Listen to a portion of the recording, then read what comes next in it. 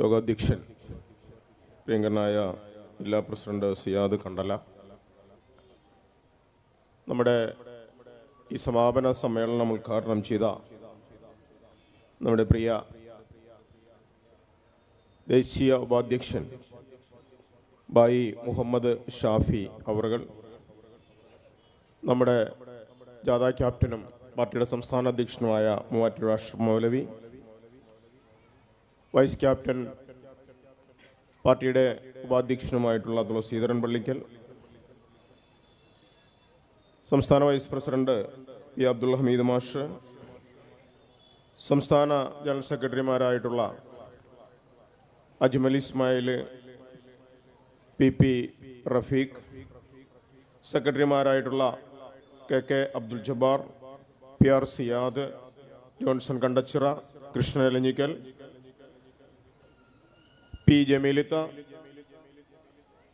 സംസ്ഥാന സമിതി അംഗങ്ങളായിട്ടുള്ള Ansari Enath, VT Ikramulhaq, Musthafa Paleri, VM Faisal, PM Ahammed, K Lasitha, doctor CH Ashraf, M Farooq, MM Thahir, George Mundakkayam, T Nasar, അതുപോലെ തന്നെ ഇവിടെ സ്വാഗതം ആശംസിച്ച പാർട്ടിയുടെ ജില്ലാ ജനറൽ സെക്രട്ടറി ഷഫീർ ആസാദ്,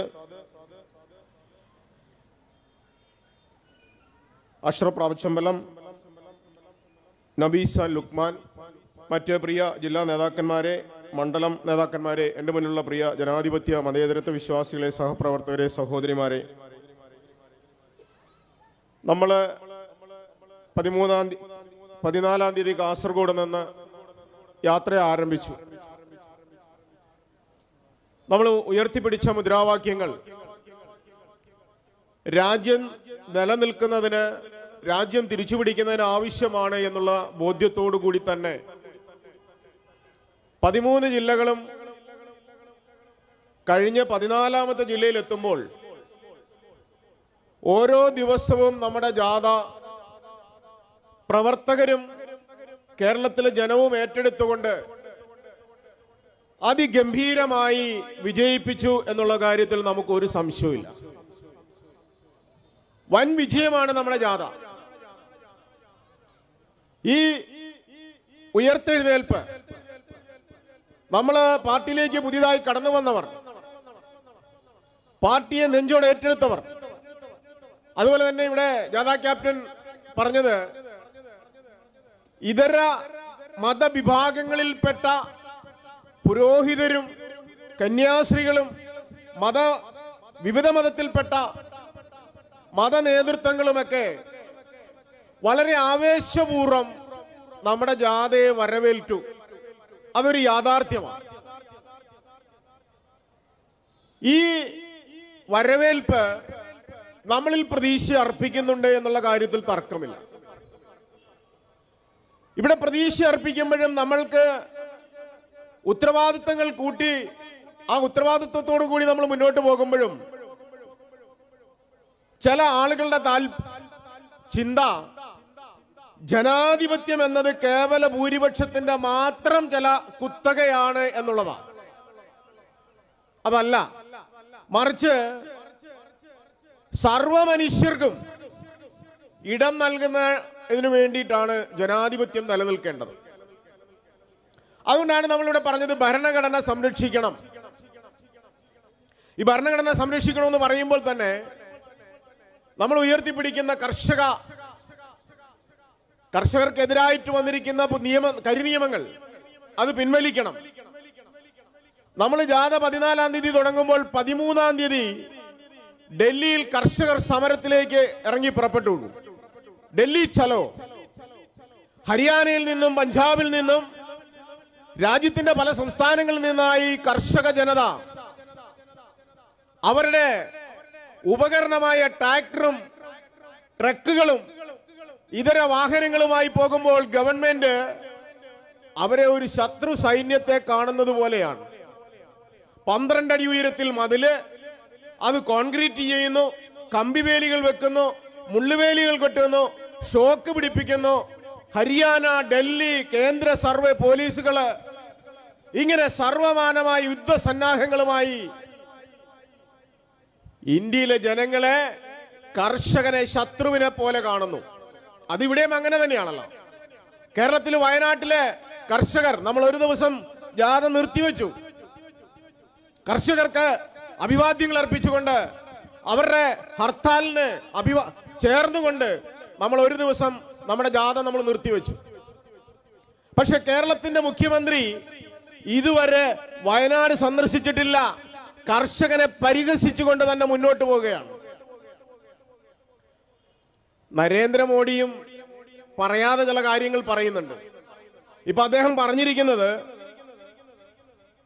രാജ്യത്ത് 82 കോടി ജനങ്ങൾക്ക് സൗജന്യ റേഷൻ കൊടുക്കും മോഡി ഗ്യാരണ്ടി എന്ന് പറഞ്ഞാൽ സോഷ്യൽ ഡെമോക്രാറ്റിക് പാർട്ടി ഓഫ് ഇന്ത്യയുടെ മുദ്രാവാക്യം വിശപ്പിൽ നിന്ന് മോചനം. 82 കോടി ജനം ഇന്ത്യയിൽ പട്ടിണി കിടക്കുന്നു എന്ന് പ്രധാനമന്ത്രി പറയാതെ പറഞ്ഞിരിക്കുന്നു എന്നുള്ളതാണ് യാഥാർത്ഥ്യം. 54% വരുന്ന 2014 മുതൽ 1947 മുതൽ 2014 വരെ ഇന്ത്യയുടെ ആഭ്യന്തര ദേശീയ കടബാധ്യത 50 ലക്ഷമായിരുന്നു. അതെന്ന് പറഞ്ഞാൽ 67 വർഷം കൊണ്ട്. പക്ഷെ ഈ കഴിഞ്ഞുപോയ 2014 ശേഷം ഏതാണ്ട് 8 വർഷം കൊണ്ട് അത് 150 ലക്ഷം കോടി കടബാധ്യതയാണ് ഇപ്പൊ ഭരിക്കുന്ന കേന്ദ്ര ഗവൺമെന്റ് രാജ്യത്തുണ്ടാക്കി വച്ചിരിക്കുന്നത്. ഇങ്ങനെ പോകുമ്പോ യുവാക്കളെ കുറിച്ചൊക്കെ ഭയങ്കരമായി പറയുന്നു. വർഷങ്ങളിൽ അതാണല്ലോ മോഡി ഗ്യാരണ്ടി. ഒരുപാട് ആളുകൾക്ക് തൊഴിൽ കൊടുക്കും. 53% യുവാക്കളാണ് ഇന്ത്യയിൽ. ആ യുവാക്കളിൽ 24% പേർക്ക് തൊഴിലില്ല, ഒരു തൊഴിലുമില്ല എന്നുള്ളതാണ്. രാജ്യത്ത് പട്ടിണി മരണം ഉണ്ടാകാൻ വേറെന്ത് വേണം? ലോക രാഷ്ട്രങ്ങളുടെ അല്ലെങ്കിൽ രാജ്യത്തിന്റെ ക്ഷേമ സൂചികയിൽ നോക്കുമ്പോൾ ഇന്ത്യയുടെ നിലവാരം കുറഞ്ഞു വരുന്നു. ഈ കുറവ് ഭാരതത്തില് ഇപ്പോ ഒരു അരി വരുന്നിട്ടുണ്ട്, ഭാരത് അരി. റേഷൻ കടയിൽ അരിയില്ല, സൗജന്യ റേഷൻ കൊടുത്തു തുടങ്ങിയിട്ടില്ല. ഭാരത് അരി, അരിക്ക് പേരിട്ടിരിക്കുന്ന നമ്മൾ പല പേരാണ് നേരത്തെ കണ്ടത്. സുലേഖ, മട്ടൻ, കുത്തരി, പല പേരായിരുന്നു. ഇപ്പൊ ഭാരത് അരി എന്ന് പറയുന്നതിന് 29 രൂപയാണ് അരിയുടെ വില. പക്ഷെ അത് വേവിക്കാൻ 910 രൂപയുടെ ഗ്യാസ് വേണം. ആ 910 രൂപയുടെ ഗ്യാസ് വേണമെന്ന് ചോദിച്ചാൽ രാജ്യദ്രോഹ കുറ്റമാണ്. അരി തരും, ആ അരി വേവിക്കണമെങ്കിൽ ഗ്യാസ് വേണം. ഗ്യാസ് ചോദിച്ചാൽ രാജ്യദ്രോഹ കുറ്റം. അപ്പോ ഈ അരി എന്തിനാണ് തരുന്നത്? ഈ ഗ്യാസ് എന്തുകൊണ്ട് നമ്മൾ ചോദിക്കേണ്ടി വരുന്നു? നിത്യോപയോഗ സാധനങ്ങൾ പോലും രാജ്യത്ത് മോഡി ഗ്യാരണ്ടിയിൽ തരാൻ സാധ്യമല്ലാത്ത ഒരു സാഹചര്യമായിരിക്കുന്നു എന്നുള്ളതാണ് ഞാനിവിടെ സൂചിപ്പിച്ചത്. ഇവിടെ നമ്മുടെ ജാഥാ ക്യാപ്റ്റൻ പറഞ്ഞു, നമ്മുടെ ഗവർണർ അദ്ദേഹം ചാൻസലറാ. ഈ ചാൻസലറുടെ വിചാരം ഞാൻ മഹാരാജാവാന്നുള്ള. അദ്ദേഹം ചാൻസലർ മഹാരാജാവുമല്ല, മനുസ്മൃതി ഭരണഘടനയുമല്ല. അദ്ദേഹം മനുസ്മൃതിയാണ് ഭരണഘടന എന്ന് വിചാരിച്ചുകൊണ്ടാണ് യൂണിവേഴ്സിറ്റികളുടെ ചാൻസലർ മഹാരാജാവാണെന്നുള്ള തെറ്റിദ്ധാരണയിൽ നടക്കുന്നത്. ഞാൻ അതിലേക്ക് കൂടുതൽ പറഞ്ഞു പോകുന്നില്ല, ഇവിടെ സമയത്തിന്റെ വളരെ പരിമിതമാണ്. അപ്പൊ ഈ രീതിയിൽ കർഷകരോടും പട്ടിണിപ്പാവങ്ങളോടും സൗജന്യ റേഷൻ വേണ്ടവരോടും ഒക്കെ കാണിക്കുന്ന മനോഭാവം, ഇത് അതിനോടുപരി നമ്മുടെ ഭരണഘടന, നമ്മുടെ രാജ്യത്തിന്റെ സ്ഥിതിവിശേഷങ്ങൾ ഇതൊക്കെ ഇവിടെ സൂചിപ്പിച്ചു. പ്രിയമുള്ളവരെ, ഇത് മനസ്സിലാക്കിക്കൊണ്ട് നമ്മൾ ഉയർത്തിയ മുദ്രാവാക്യങ്ങൾ ഏറ്റെടുത്തുകൊണ്ട് ഇത് പ്രചരിപ്പിച്ചുകൊണ്ട് നമ്മളുടെ പാർട്ടിയെ അതിശക്തമായ രീതിയിൽ രാജ്യത്ത് ഉയർത്തിക്കൊണ്ട് വരണം. തെരഞ്ഞെടുപ്പിന്റെ കാലഘട്ടമൊക്കെയാണ് ഇവിടെ പ്രസിഡന്റ് പറഞ്ഞു, ഞാൻ അതിലേക്ക് കടന്നു പോകുന്നില്ല. ഇപ്പോ നമ്മുടെ പാർട്ടിയെ സംബന്ധിച്ച് പല ആളുകൾക്കും ആകാംക്ഷകളൊക്കെ വന്നു തുടങ്ങിയിട്ടുണ്ട്. നമ്മളെ സംബന്ധിച്ച് നമ്മുടെ പാർട്ടി ഇനിയും വളരെയേറെ ഈ സംസ്ഥാനത്ത് വളരേണ്ടതുണ്ട്, രാജ്യത്ത് വളരേണ്ടതുണ്ട്.